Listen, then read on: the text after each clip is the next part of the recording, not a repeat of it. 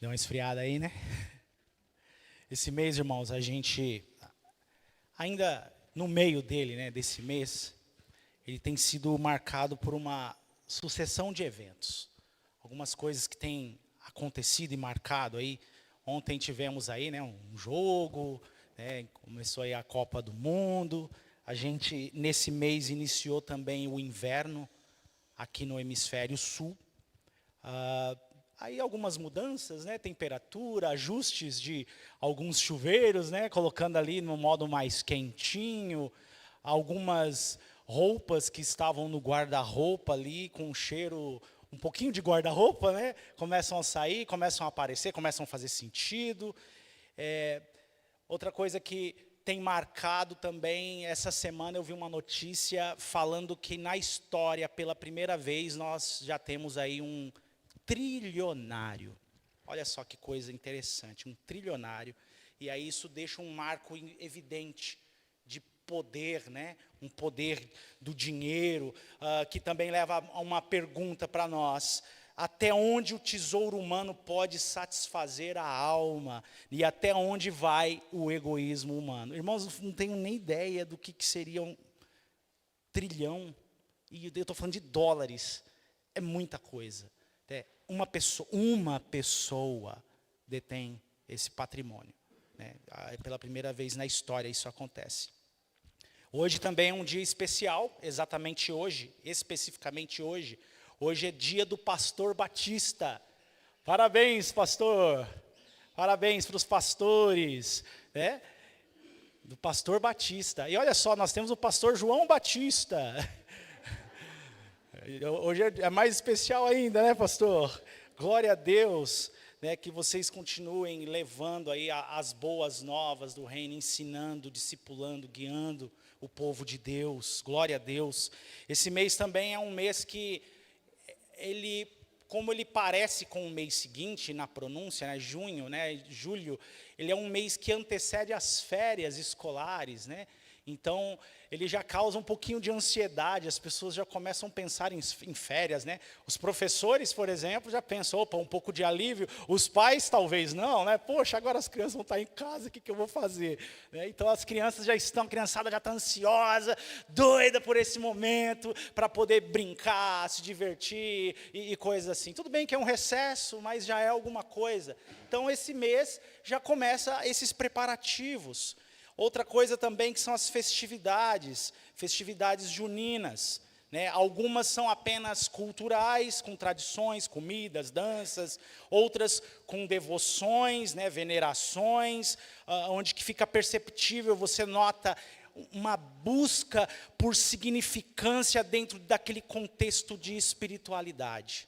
Tá? E aí, diante de tudo isso à nossa volta, dessa semana e desses meses turbulentos, e cada um aqui, eu, você, na nossa lida, na nossa luta diária, uns com sucesso, outros com fracassos, fortes emoções, com união, brigas, risos, choros, momentos saudáveis, momentos de doença, gripes, etc., ganhos e até mesmo perdas, acidentes e coisas assim. Tudo isso com muito, mas muito, apesar de tudo isso que eu falei, muito entretenimento. Porque apesar de tudo isso, nós, essa geração atual, vocês que me ouvem aqui, todos nós, tudo isso fazemos, vivemos, sofremos, rimos com muito entretenimento. Exatamente isso. Entorpecidos, anestesiados com o volume de coisas inúteis que nos cercam hoje. Aí a gente vai consumindo, vai alimentando a nossa alma e às vezes a gente deixa a vida nos levar. Nós deixamos a vida tomar a direção e nós não tomamos a postura de buscar a Deus por coisas mais úteis. Aquilo que realmente importa.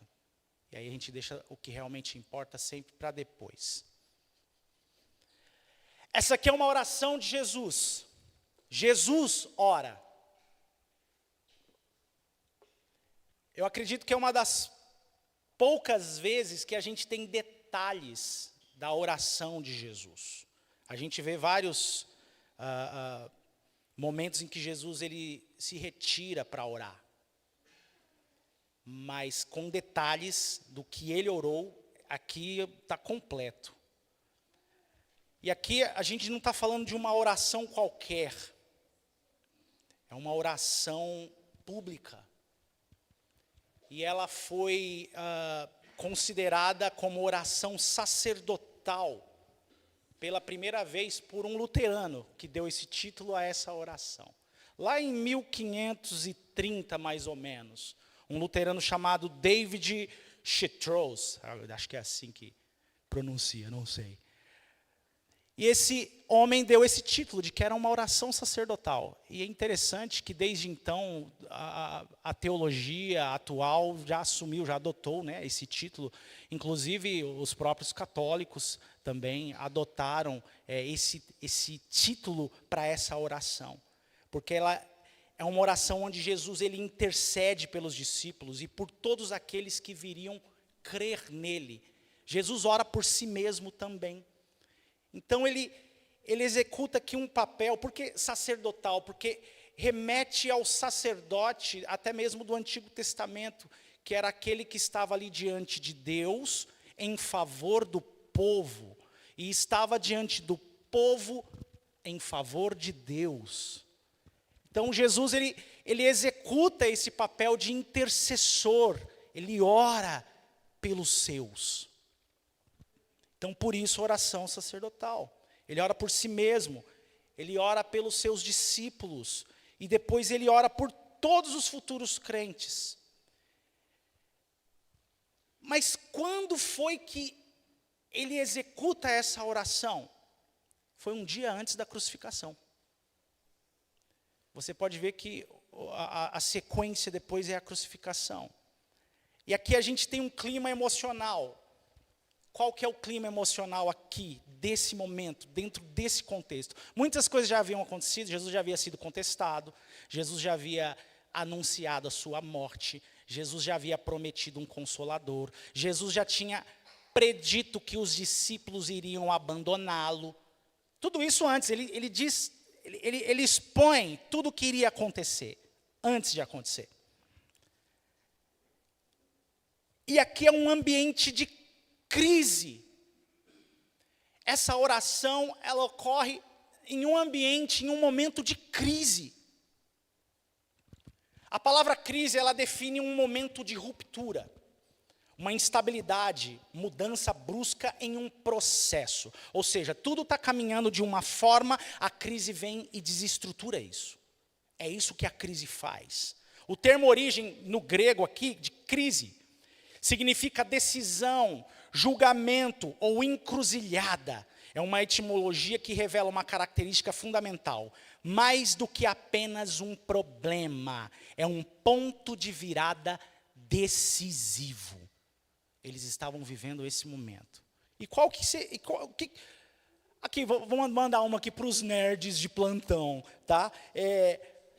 As crises numa história em quadrinho, por exemplo, ela serve exatamente para reestruturar. Primeiro ela desestabiliza a história e aí eles organizam a cronologia, trazendo um novo momento.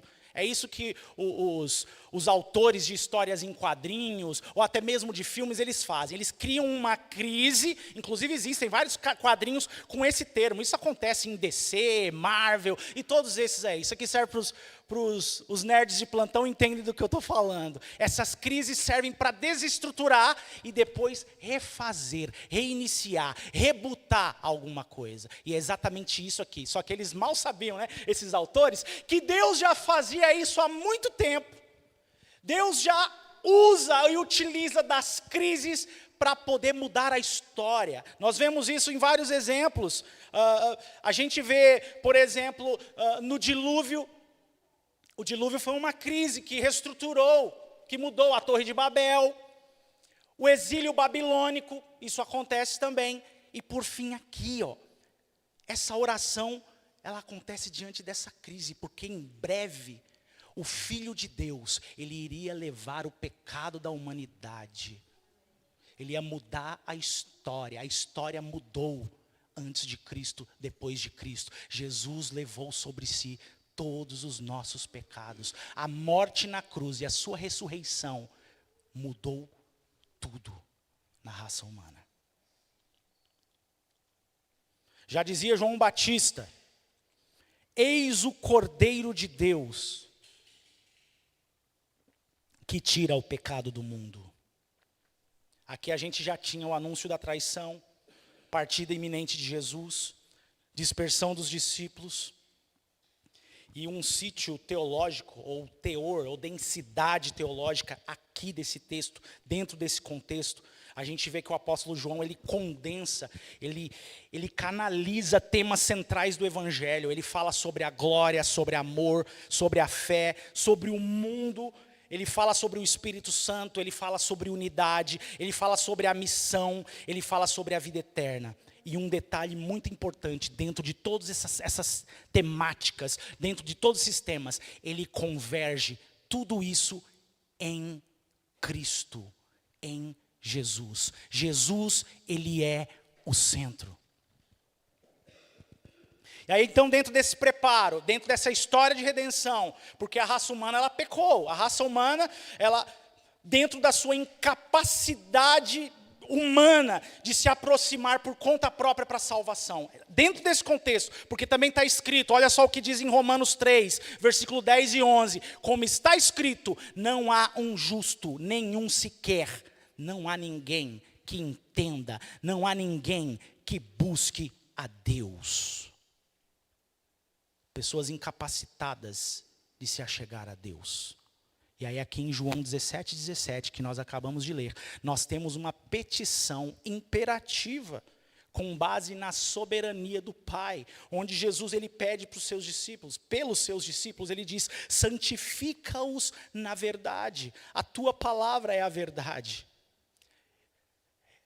Dentro disso eu quero deixar uma máxima: Deus o Pai, ele ouviu Jesus. Jesus faz uma oração e o Pai escuta Jesus. E o Pai atende Jesus. Santifica-os na verdade. A tua palavra é a verdade. Quando eu li essa oração de Jesus, eu fiquei curioso e eu comecei a orar e pedir a Deus: Senhor, o Senhor ouviu a oração de Jesus? O Senhor atendeu a oração de Jesus? Porque Jesus, ele ora por nós. Aqui nesse texto você pode ler depois com calma em casa. João 17, lê inteiro. A santificação, ela não é um prêmio de gente perfeita.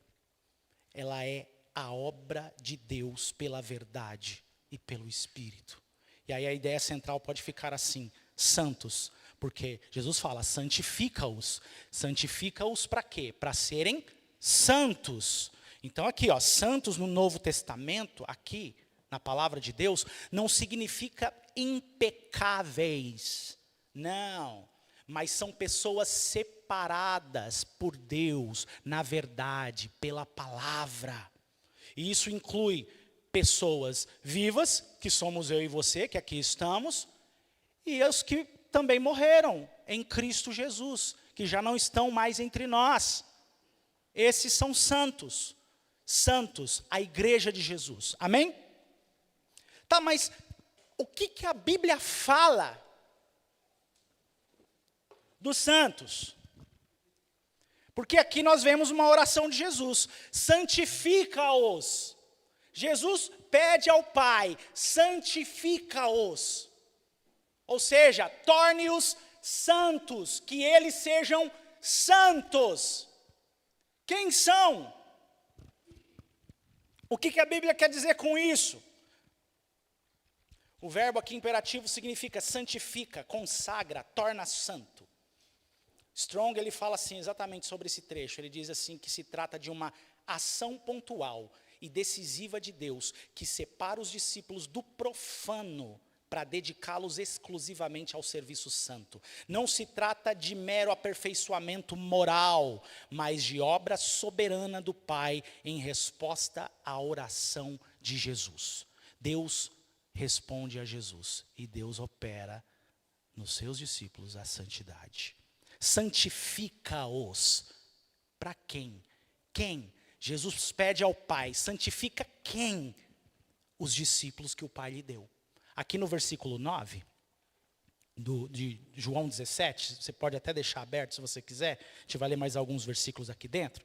Ele fala assim: é por eles que eu rogo, eu não rogo pelo mundo, mas por aqueles que me deste, porque são teus. Jesus, ele roga pelos discípulos, é por eles que eu rogo. E olha só, aqui, Jesus, ele acaba sendo específico até demais, irmãos. Porque Jesus, ele não fala simplesmente, eu rogo por eles, mas Jesus também, ele, nesse texto aqui, ele afirma por quem ele não ora. Olha que interessante. Ele não ora por quem? Ele não ora pelo mundo. E ele afirma isso, ele faz questão em dizer, não só por quem ele está orando, mas por quem ele não está orando. Não rogo pelo mundo. E aí a santificação aqui na oração de Jesus, ela é uma aplicação direta aos seus discípulos, mais uma vez. Não a quem não crê no seu nome. É para quem crê. Essa oração que Jesus faz, ele ora por aqueles que creram no seu nome, os seus discípulos. Por quem que Jesus faz esse pedido? Não rogo somente por estes, porque aí a gente de repente pode limitar, né? Então, né?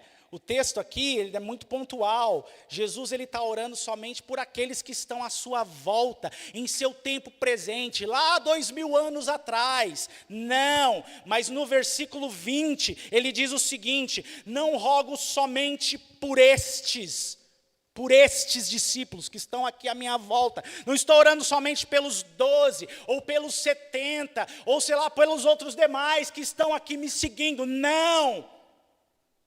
Mas também, o texto diz, mas também. E quando ele usa essa conotação, ele inclui e abrange tudo aquilo que ele já havia orado e ainda aquilo que ele continua ainda orando.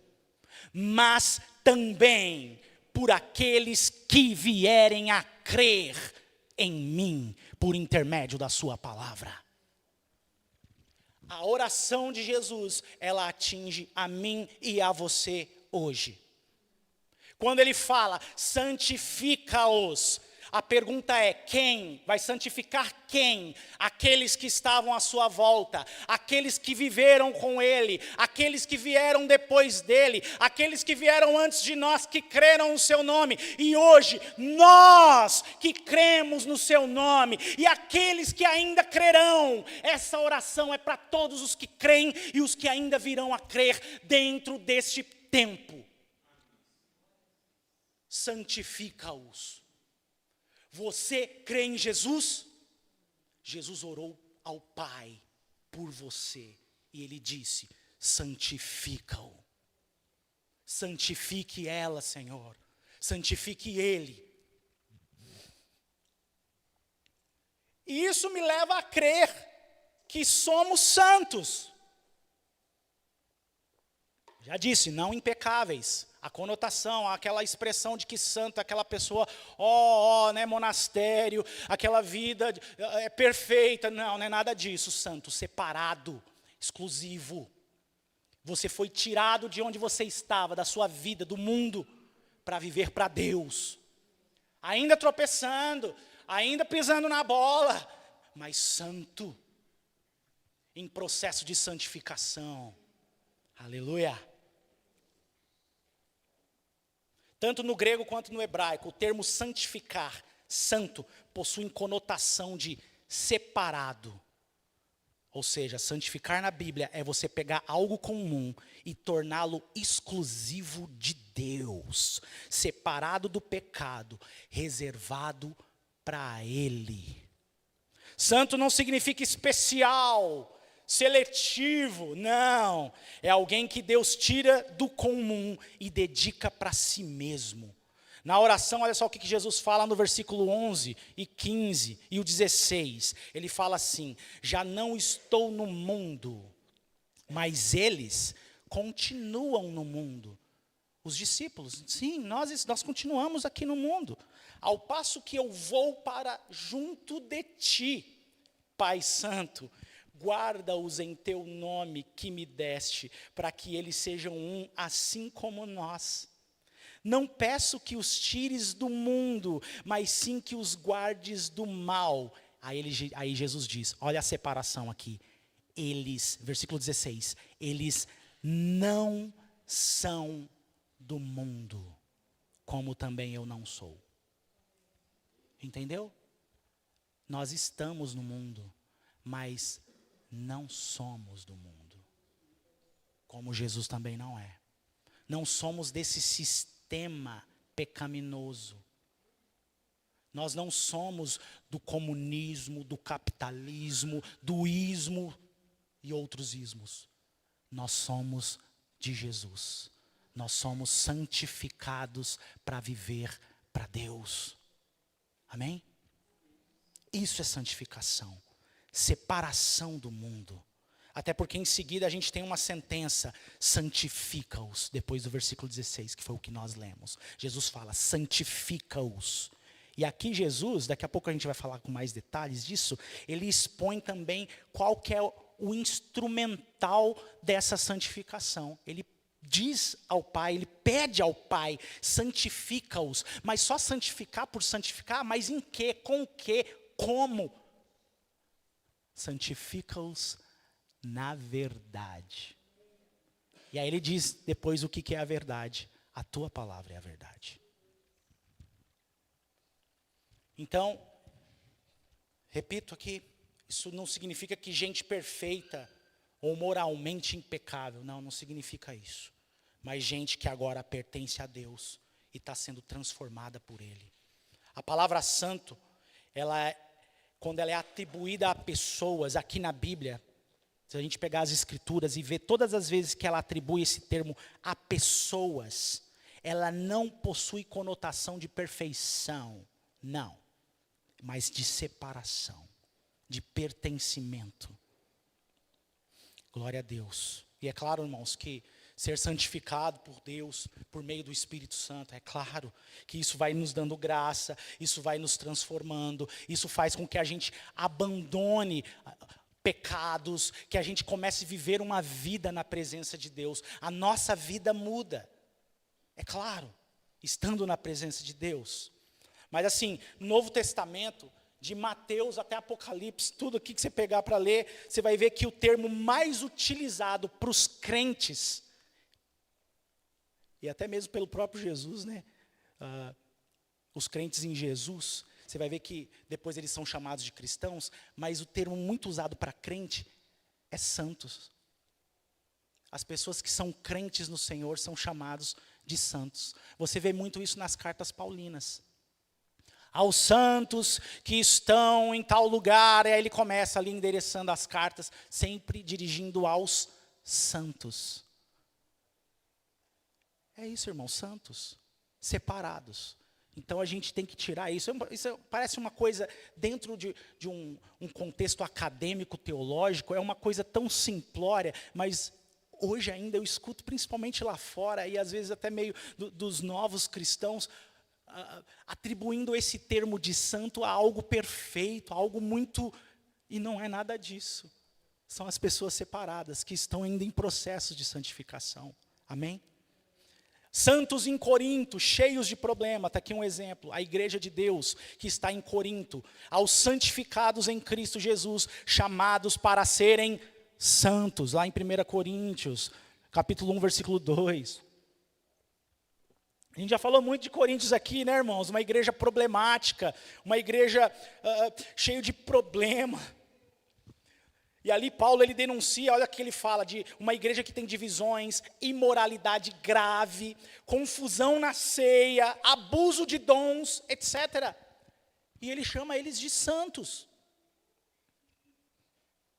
Eles são santificados em Cristo, chamados de santos, mas por causa da obra de Deus, por causa da união que temos com Cristo.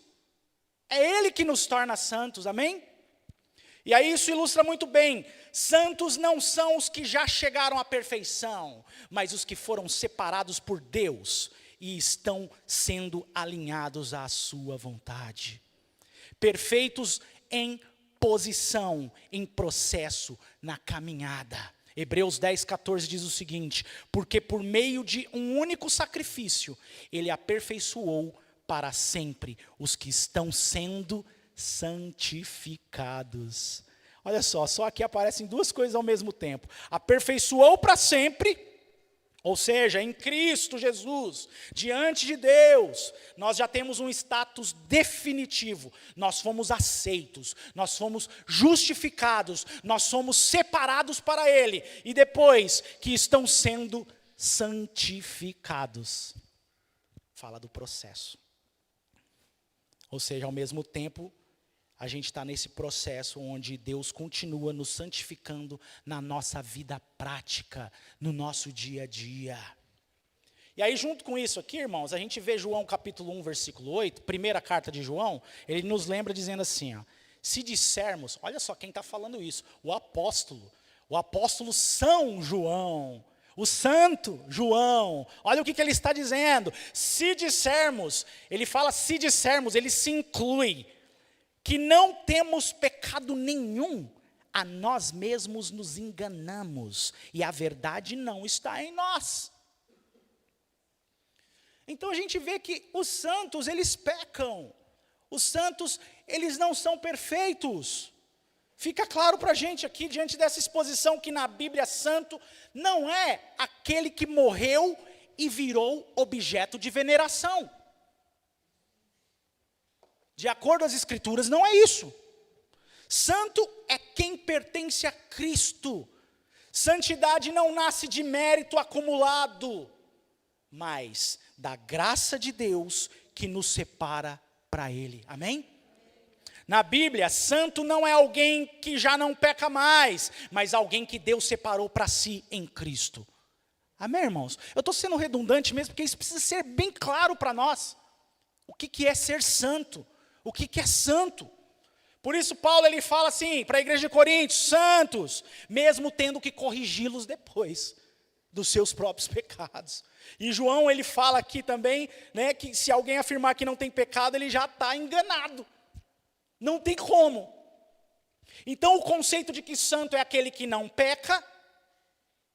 Jesus quando ele fala, né, quando aquela mulher que comete adultério, e aí Jesus está escrevendo no chão, e aí todo mundo pega em pedra, e aí aguardando a resposta de Jesus, aí Jesus fala assim, aquele que não tiver pecado, atire a primeira pedra. Jesus poderia ter falado, né, se o conceito fosse esse, aquele que é santo, atire a primeira pedra. Ele não falou isso, porque santo peca. E como que Deus, Ele opera esse processo de santificação na nossa vida? Como que Ele faz isso?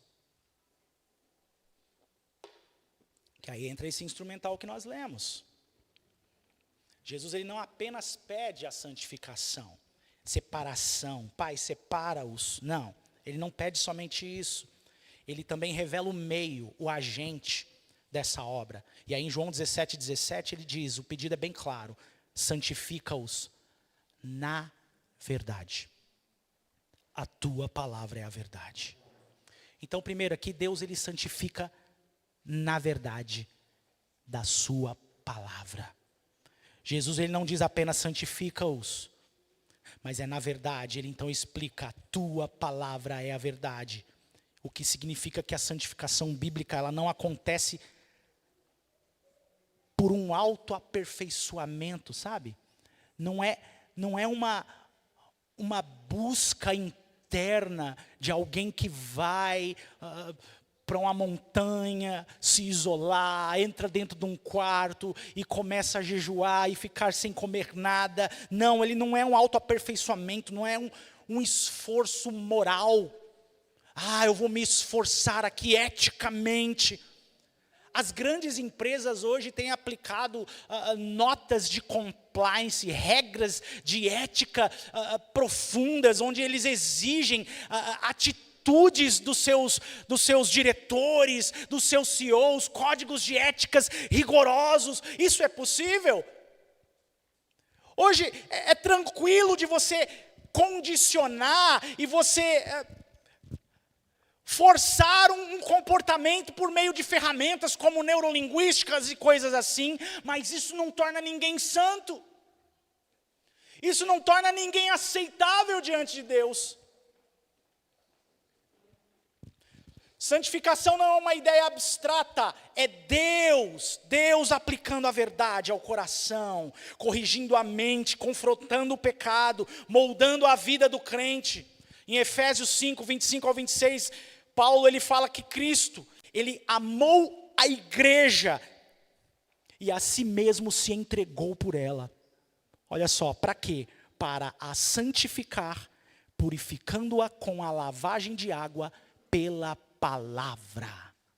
Purificando com lavagem de água pela palavra. Ou seja, a palavra de Deus, ela não apenas informa, ela lava, ela purifica. Por isso que é importante, irmãos, a gente ler a Bíblia, a gente ouvir a palavra do Senhor, porque ela não apenas informa, ela lava, ela purifica. A palavra de Deus, ela nos santifica. Ela gera transformação, ela é poderosa. O Evangelho é o poder de Deus, já dizia Paulo em Romanos. O poder de Deus para a salvação de todo aquele que crê. A palavra é poder, é poderosa.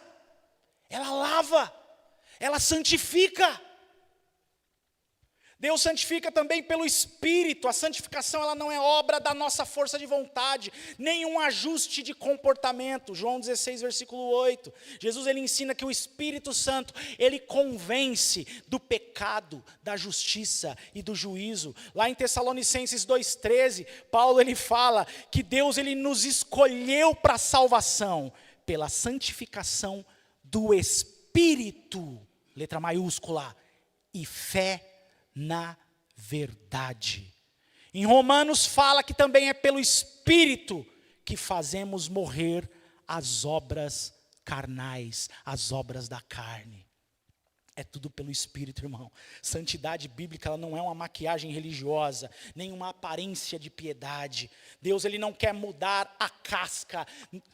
Tem aqueles, que eu lembro de alguns linguajares, as pessoas falavam assim, nossa, você percebe que é crente, não é só pela roupa, né? Deus não quer mudar só a casca, não, irmão. Não, Deus transforma o coração, transforma a alma, a mente. E Ele santifica isso é pela palavra e pelo poder do Espírito. Outro ponto importante é que Deus, Ele não santifica fora do mundo. Ninguém vira santo depois de sair daqui. Não. Você sabe onde que Deus nos santifica? É aqui no mundo. Jesus ele fala, a gente já leu aqui, não peço que os tires do mundo, mas que os guardes do mal. A santificação acontece aqui no dia a dia, no seu trabalho, na sua escola, na sua casa, na sua vizinhança, no seu condomínio, onde quer que você esteja. O processo de santificação acontece com o carro andando. Nós estamos aqui, a todo vapor, caminhando, vivendo a vida, nas lutas, nas batalhas. É aqui que Deus trabalha em nossa santificação. Ela não é uma fuga da realidade, não é um isolamento monástico, onde você se retira da convivência humana, não. Deus santifica seus filhos enquanto eles vivem no mundo. E aqui aí a gente tem uma distinção muito importante. Separação não significa ausência de contato, significa ausência de pertencimento. Você deixa de pertencer ao pecado, você deixa de pertencer ao mundo, você deixa de pertencer aos ismos, e você passa a pertencer a Deus. Você continua. No processo de santificação, você vai continuar estudando, você vai continuar convivendo, servindo. Você só não vive mais debaixo da lógica do pecado, do sistema rebelde desse mundo. É isso que muda completamente. Em outras palavras, Deus não nos retira da missão, Ele nos preserva aqui nesse mundo. E essa oração de Jesus foi isso. Livra-os do mal. Então quem é de Jesus? Deus livra do maligno. Deus protege do maligno. Está escrito, irmãos. Deus protege do maligno. Agora, às vezes a gente pensa, né? A gente fica às vezes associando errado. Poxa, então por que eu bati o carro? Por que eu perdi o emprego? Irmão, isso não é maligno, não. Isso é o percurso da vida. Deus livra do maligno. Deus não vai deixar a sua alma perecer no inferno. Deus, Ele cuida de você, você pertence a Ele. Podem fazer igual fizeram com Jó, tocar na sua vida, destruir, acabar com tudo, mas a sua fé em Jesus, ela permanece, porque nós sabemos que o nosso Redentor está vivo. Ele nos guarda do maligno. João 17, versículo 11, Pai Santo, guarda-os em teu nome. É preservação, irmãos. Santificação também é preservação. Quando Ele nos santifica, quando nós nos santificamos, nós buscamos a sua presença, Ele nos santifica, Ele nos preserva, Ele nos guarda do mal. E Ele também nos sustenta. E aí isso corrige uma ideia, né? De que a santidade depende unicamente de nós. E isso não é verdade. A santificação é uma obra do Espírito Santo. Nós nos entregamos a ela, nós nos entregamos ao Senhor. Mas ela é uma obra exclusivamente de Deus. Outra coisa importante do porquê. Deus, Ele nos santifica para nos tornar semelhantes a Cristo. Porque, irmãos,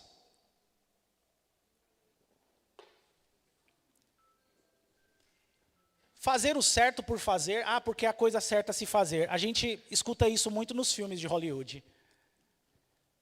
Essa é a coisa, por que você fez isso? Com uma atitude, uma ética profunda, uma coisa interessante. É porque é a coisa certa a se fazer. Que palavra vazia, só porque é certo. A santificação que opera em nós, irmãos, ela trabalha para que a gente se pareça com Jesus. Não é uma imitação barata, é uma transformação. E nós começamos a nos parecer com Jesus.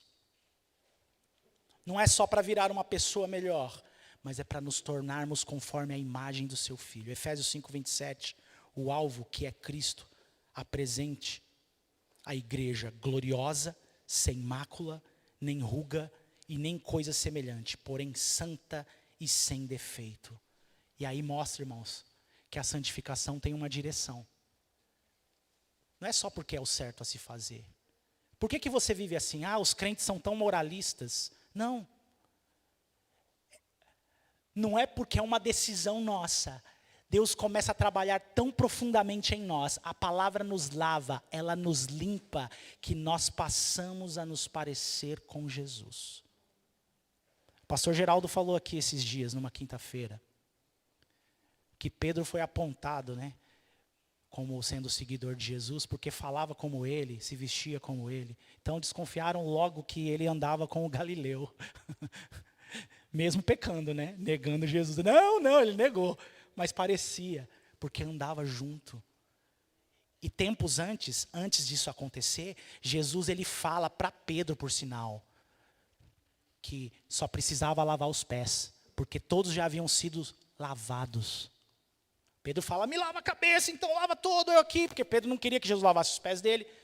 E aí Jesus fala que todos já haviam sido lavados, exceto um, né, o traidor, mas todos já haviam sido lavados. Então, necessário era só lavar os pés. Pedro já estava se parecendo com Jesus, discípulo de Jesus. É isso que acontece, irmãos. Não é porque somos moralistas e porque é a coisa certa a se fazer. Não. Isso vai se tornando uma coisa natural em nós. Você começa a viver o evangelho, você começa a viver a palavra de Deus. E aí as pessoas apontam o dedo e dizem, ele anda com ele. Essa pessoa é diferente. E isso não é um esforço humano. É mérito de Cristo, é mérito da ação do Espírito Santo. Deus nos santifica para nos tornarmos semelhantes a Cristo. Em Romanos 8:29, fala que Ele já nos predestinou para sermos conforme a imagem do Seu Filho. Conforme a imagem de Seu Filho. Os santos, eles são predestinados a serem conforme a forma, o formato da imagem do Filho de Deus. É isso que Romanos 8:29 diz. 2 Coríntios 3:18 diz que essa transformação, ela acontece de um modo progressivo. E é a ação do Espírito Santo que nos molda de glória em glória, na própria imagem do Senhor. Diz isso lá. 1 João 3:2 fala que a consumação dessa obra, ela vai ser vista plenamente quando Ele se manifestar. Porque então seremos semelhantes a Ele. Ele usa esse termo, que nós seremos semelhantes a Cristo. Olha que coisa gloriosa. Então, a santificação não é apenas deixar o pecado, é Cristo ser formado em nós. Cristo cresce em nós. Amém? Então, assim, no Novo Testamento, o Novo Testamento ele não deixa a gente sem um modelo. Aí eu quero pegar aqui esse modelo e já fazer aqui uma ponte. O tempo é curto, hein? Será que eu vou conseguir? Um homem que a vida inteira dele, ela ilustra tudo isso que a gente acabou de ver aqui, tudo isso que a gente passou aqui a olhar. Em Marcos 6:20, ele é descrito não apenas como uma pessoa santa, ele é descrito sim, Marcos 6:20 fala que ele era santo e ele era justo também. Eu estou falando de João Batista.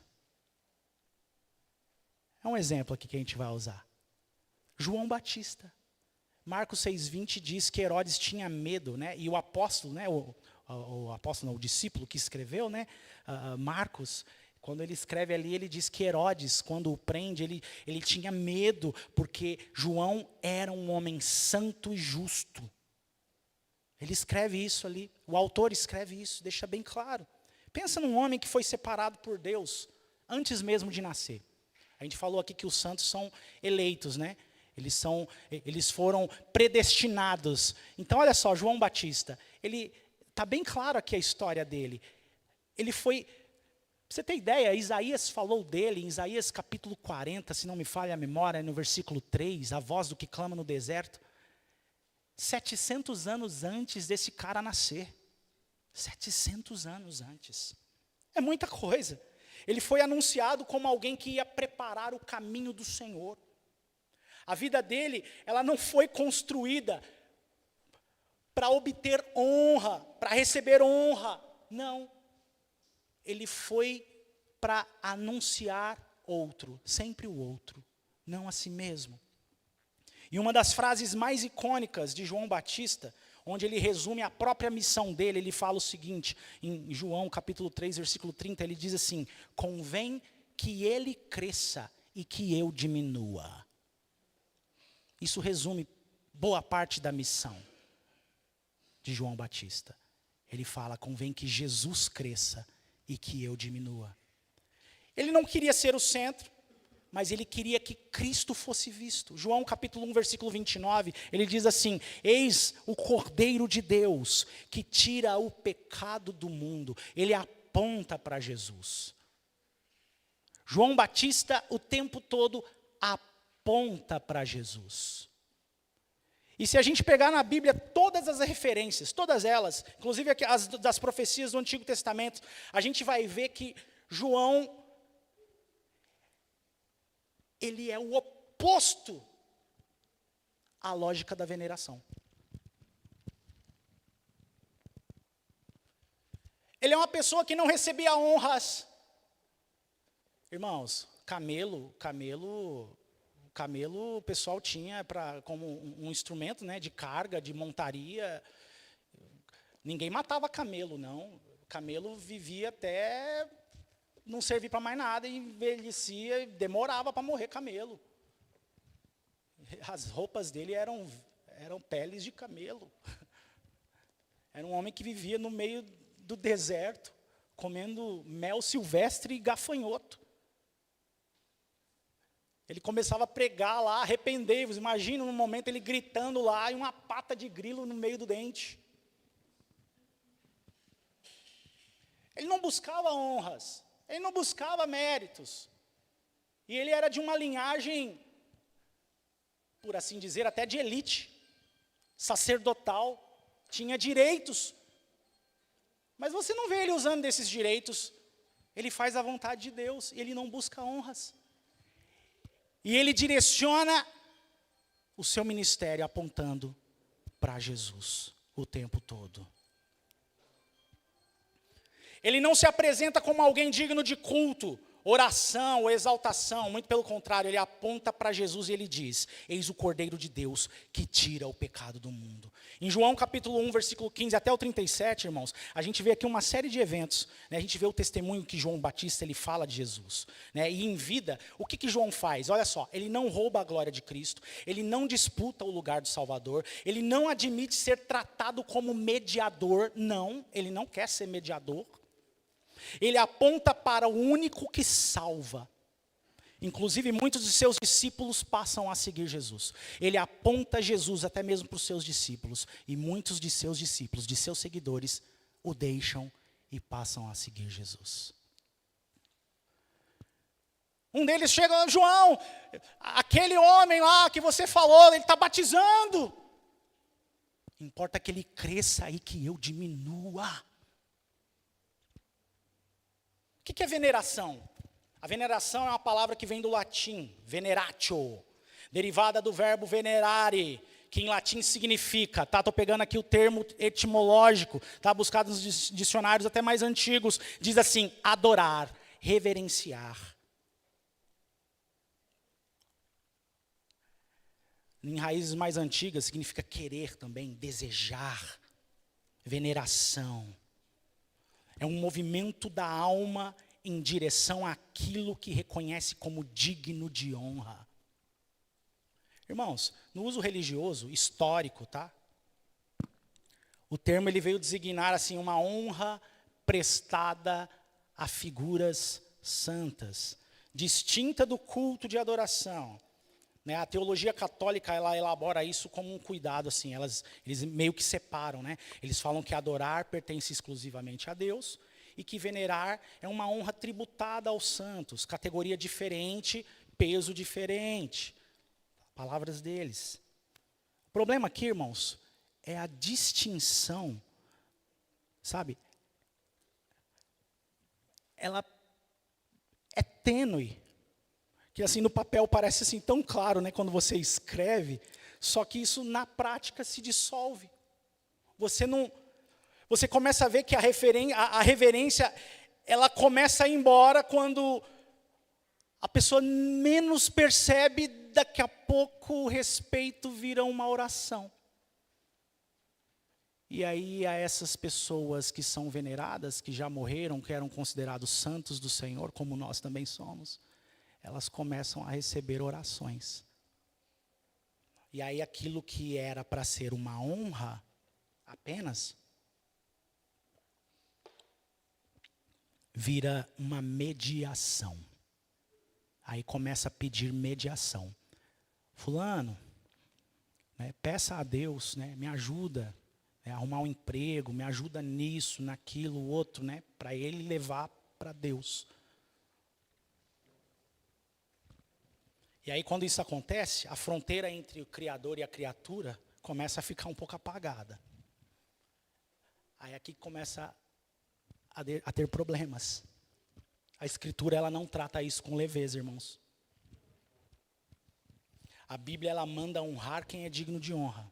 Tá? Paulo ele fala assim: deem a cada um o que lhe é devido. Se imposto, imposto. Se tributo, tributo. Se temor, temor. Se honra, honra. Então a honra tem lugar. Tem sim, a honra tem lugar, irmãos. Só que a oração, o culto, ele já tem outro endereço. Paulo também diz, e ele não abre espaço para mais ninguém. Ele diz assim, pois há um só Deus e um só mediador entre Deus e os homens, o homem Cristo Jesus, o qual entregou a si mesmo como resgate por todos. Um só. Ele não traz uma lista. Ele não traz uma hierarquia.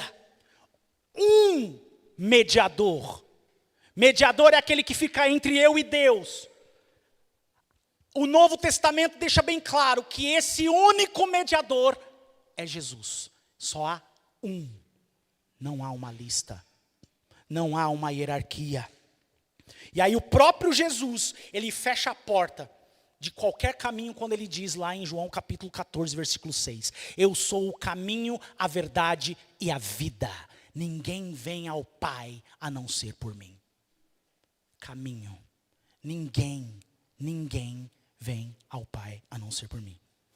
Ele usa aqui um artigo definido que indica único caminho. Não há outros caminhos que levam a Deus. Não há outros mediadores. Há somente Jesus. Jesus é o único mediador. E aí, se não bastasse aqui, ainda pego aqui Isaías 42, versículo 8, onde o próprio Deus diz o seguinte, eu vou ler. Eu sou o Senhor. Este é o meu nome.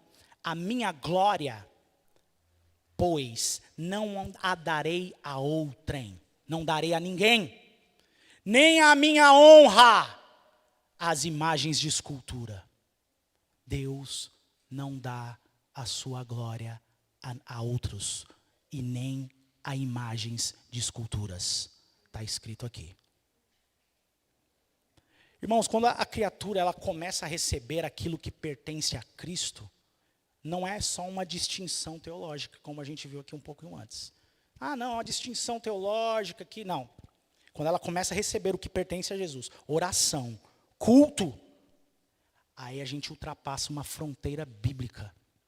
E fronteira bíblica, irmãos, essas fronteiras são inegociáveis. Nós não podemos partir desse ponto. Aí eu acho que, diante desses textos que eu li, até porque está aqui nas Escrituras, fica muito claro por que nós, protestantes, a gente não venera santos, nem vivos nem mortos. Uma vez alguém me perguntou, vocês não acreditam em santos? Eu falei, quem falou? É claro que eu acredito. Eu acredito em santos, tanto naqueles que já se foram, quanto naqueles que são a igreja de Jesus. Inclusive eu faço parte. Eu sou um deles. Quem falou que eu não acredito em santos? Nós acreditamos. Nós somos santos, já falamos aqui nos tópicos anteriores. Mas está explicado porque a gente não venera. Nós não fazemos oração a eles. Nós não prestamos culto. Nós não reverenciamos. Mas nós damos isso ao único que é digno de receber. Amém? Toda a glória, toda a honra. Outra coisa também que, além disso, essa prática de invocação de santos, ela não é uma recomendação apostólica. Você pode buscar no Antigo Testamento e buscar aqui no Novo Testamento, principalmente, você vai ver que os apóstolos, nenhum deles deu esse tipo de recomendação. Todos eles deixaram bem claro de que Jesus dava conta do recado. Ele é o nosso Deus. Jesus, ele é o nosso intercessor. E diz também que nós temos o Espírito Santo que habita em nós, que intercede por nós com gemidos inexprimíveis. Por que então, por que cargas d'água eu tenho que pedir para outro, que era um ser humano como eu? Sendo que o próprio Espírito de Deus habita em mim, intercede por mim, e o próprio Jesus, como diz as Escrituras, está à direita do Pai e intercede por nós. Ele é o único mediador. Em Hebreus também diz que nós temos hoje a ousadia de entrar diante do trono da graça, do trono da glória. e se achegar a Deus por causa de Jesus. Por que eu tenho que pedir para outro? Se eu posso diretamente na fonte. É o que está escrito, irmãos. É as Escrituras. O Novo Testamento, ele mostra a igreja orando diretamente ao Pai, em nome do Filho, pelo Espírito, sem recorrer a intercessores celestiais, além de Cristo. Você vê isso em vários textos. E a exegese é simples aqui, irmãos. Um só mediador. Então a leitura natural é exclusiva. Exclusividade. Não há outro. Jesus é o único mediador que pode nos levar a Deus. E aí, como reformados, né, por isso que a gente, aqui nas escolas bíblicas dominicais, já tivemos, né, o Solus Christus. Cristo basta. Cristo é suficiente na nossa vida, para tudo, para qualquer coisa, para a eternidade. Cristo basta. Isso é Escritura, irmão. Está com dúvida? Lê a Bíblia. Essa mensagem fica gravada, depois vai lá no YouTube, pega as referências que eu falei aqui, começa a confrontar, se você tiver dúvida, você vai ver que é isso. Jesus é suficiente na nossa vida, irmãos. A gente tem festas culturais, né? Eu quero aqui trazer um equilíbrio. Né? Você participar de uma festa puramente cultural, sem invocação, sem oração a santos, sejam vivos ou mortos, sem veneração religiosa, sem participação devocional, sem devoção. Não é a mesma coisa que você aderir a um culto. Não é. Inclusive existem alguns casos, né, no meio do ano, pelo clima, aquela coisa toda. Tem festas dentro de empresas que não veneram, é uma questão mais cultural. Come-se um milho, come-se um churrasco, toma-se um caldo e coisas assim. Isso é diferente de culto. Um crente, ele pode estar num contexto social de uma empresa, comunitário, sem que isso implique em idolatria, desde que a sua consciência esteja livre diante de Deus. E aí tem alguns textos que falam muito bem disso. Romanos 14:5, 14, 23, 1 Coríntios capítulo 10, versículo 25 até o 31, temos muito disso. Mas é diferente quando a festa explicitamente organizada para venerar João Batista. Com oração a ele, pedidos de mediação ou práticas devocionais.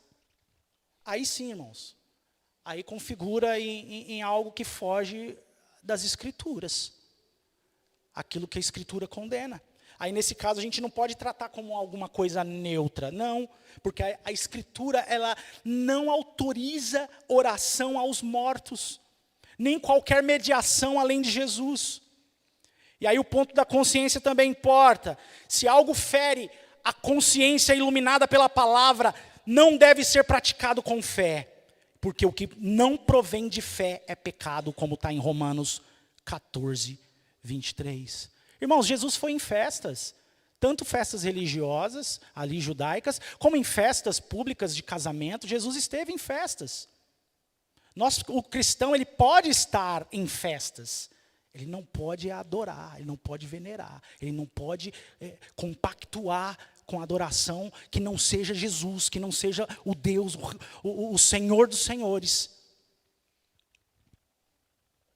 O problema não é a quadrilha, nem o milho.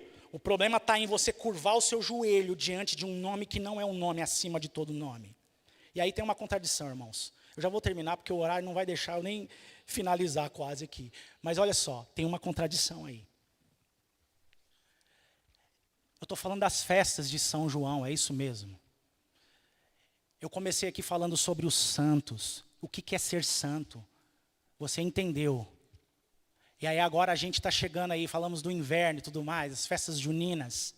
Tudo bem, não quis remontar a origem da festa, aquela questão do solstício de verão, porque ele era lá do hemisfério norte, trouxeram para o hemisfério, não vou entrar nesses detalhes, não, isso não importa. Até porque a gente tem Natal, tem Páscoa, uma série de outras coisas que também foram aderidas e algumas coisas assim. Tem gente que come, eu como ovo de Páscoa, por exemplo, chocolate.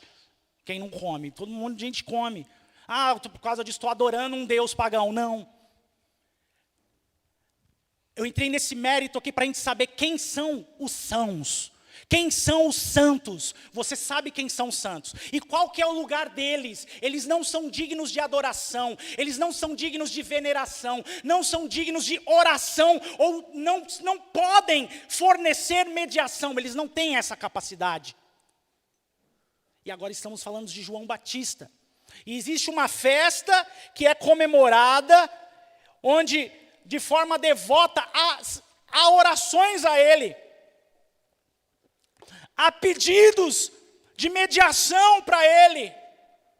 Só que ela é tão contraditória, porque se você vê, irmãos, celebrar João Batista, objeto de veneração, o próprio João recusou tudo isso. Nós já lemos aqui. Que Cristo cresça e eu diminua. Perguntaram para ele assim, você é o profeta? Ele falou, não. Você é Elias? Não. Você é o Cristo? Não. Ele negou tudo. Quem você é? Eu sou a voz que clama no deserto, que prepara o caminho dele. Que ele cresça e que eu diminua.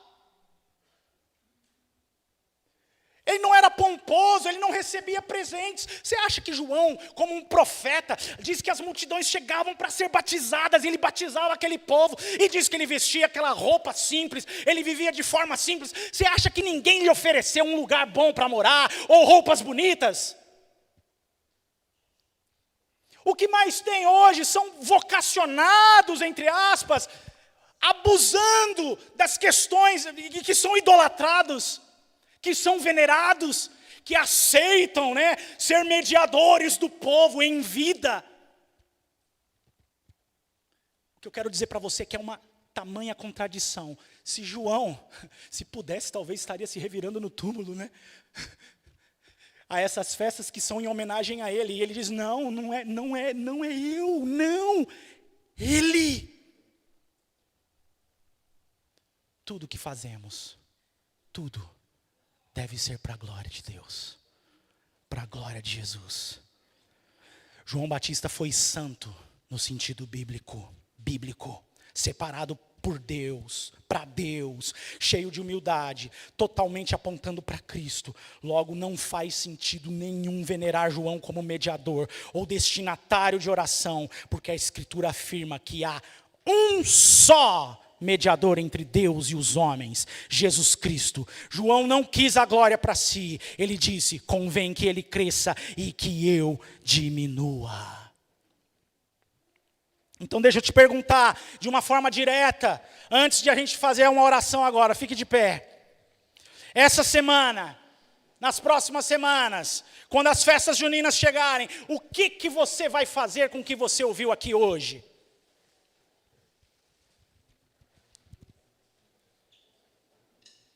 João Batista passou a vida inteira dizendo, não sou eu, é ele. Essa também é e deve ser a nossa resposta. Que Cristo cresça e que eu diminua. Amém? Amém, irmãos? Vamos orar então, vamos clamar ao Senhor.